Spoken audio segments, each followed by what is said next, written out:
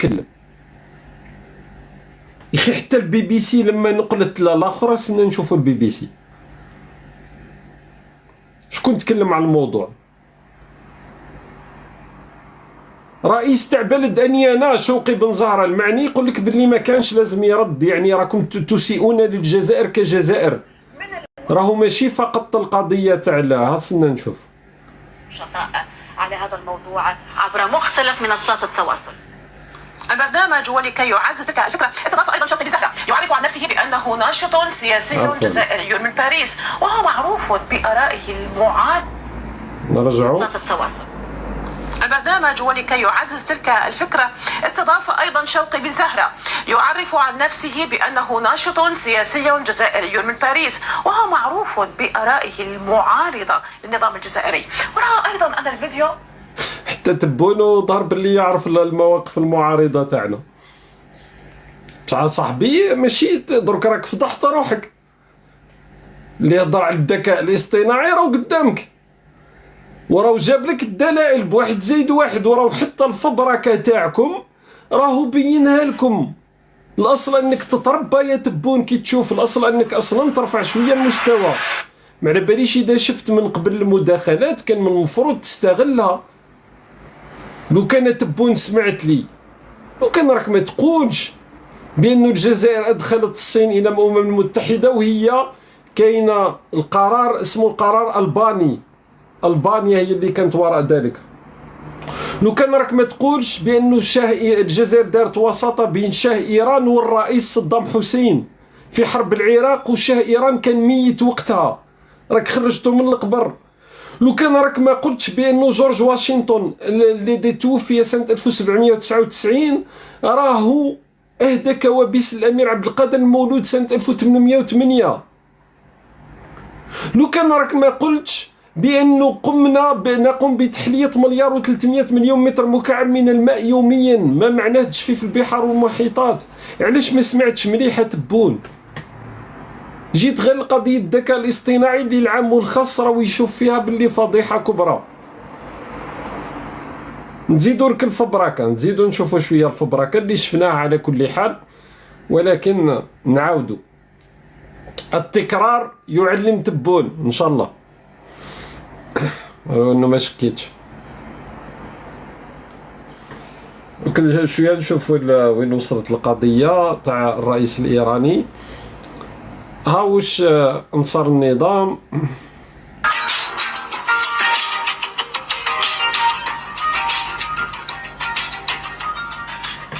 خيرات الجزائر اكبر عمليه حصاد في صحراء الجزائر. قنوات النظام نشروها ميتين بالفرحه. قلنا لهم اجمع.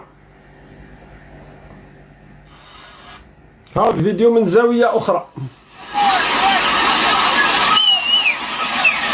هاي الحصاد ما شاء الله تبارك الرحمن. الحصاد تاع السعوديه سرقوه، قال لك راهو في الجزائر،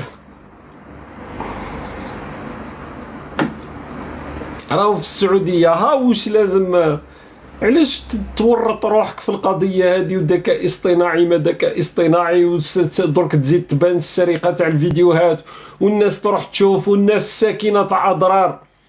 راهو اول من يعرف، حتى البي بي سي راني قلتها نشروا نقلوا تدخل تاع احد المواطنين تاع اضرار اللي قال لهم كل الطرق في اضرار مهترئه. تخيل المواطن في اضرار راهو يشوف القصه هذه ويضحك. يعني قولوا لي بربكم، اعطوني رئيس تاع بلد يتكلم بالطريقه هذه، اعطوني رئيس تاع بلد. عفوا هنا الصوت ماشي مليح. ما استعملنا لما شافوا الحمد لله الصحراء ولات خضراء ولات تجيب القمح، قال لك الذكاء الاصطناعي.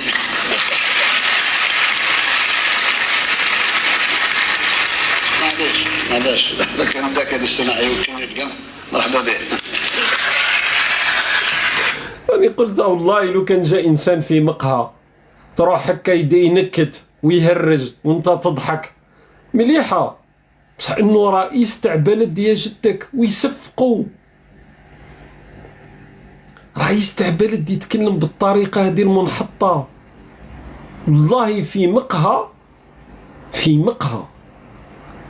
ما تشوفش المستوى هذا، راه مختل عقليا ما يتكلمش هك، متسرب مدرسي ما يتكلمش هك، راه لا يمكن.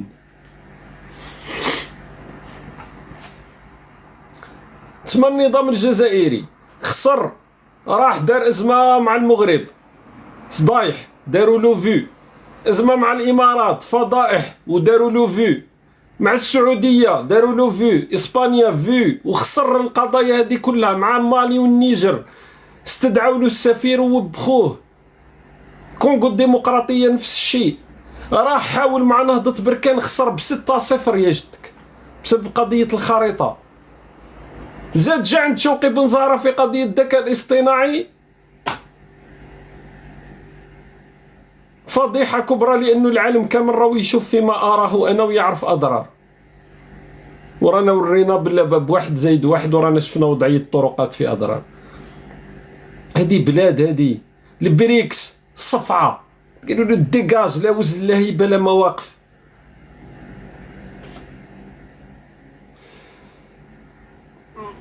التبليغات دائما من عند انصار النظام، دركا ماشي من انصار النظام، دركا راهي من المراديه ابارامون بشكل مباشر. انا درنا احتجاج، اذا ما كانش انا نعاودو كالعاده. هذا هو النظام الجزائري، هذا هو ابروفي. تبون راهو تيك توك وقال لك لا وزن لا هيبه لا مواقف، السينيال تاع تبون قالوا له لا وزن لا، قال لك جات من المراديه دوك لا وزن لا هيبه لا مواقف. هيا خلي اللايف يكمل. هاي على بالكم البارح نو، بصح اليوم كي عاد جات من الجهه هذه يبان لي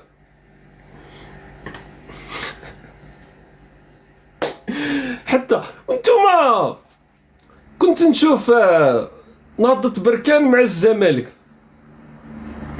انا كنت حاط الماتش في الجيب كي نسمع اعلام النظام الجزائري قال لك باللي القجع وشرى الكاف وشرى الحكام وكذا وكذا وكذا وكذا ومؤامره وتامر علينا، وراهي الكاف هذيك في يد القجع، وراه حنا لازم نروحوا للاتحاد الاسيوي. ما فهمتش كيفاش خسروا اليوم نهضة بركان النهائي، كي عدت الكولاسه وعدت الكاف في يد القجع. علاش الزمالك ربحوا الكاس؟ وهنيئا للزمالك وحظ موفق نهضة بركان في المنافسات القادمه. على الاقل الزمالك شفتوا لي زوم راحوا لعبوا الماتش، خسروا في الذهاب ربحوا في الاياب، داو الكاس. نهضة بركان داروا مشوار ما شاء الله، الناس كامل فرحانه. هذه هي الرياضه، والناس كامل لعبت المباراة وخسرتها في الميدان ولا ربحتها في الميدان. واحد قال لي بالك فيها ظلم تحكيمي، ما شفتش المباراة كاملة.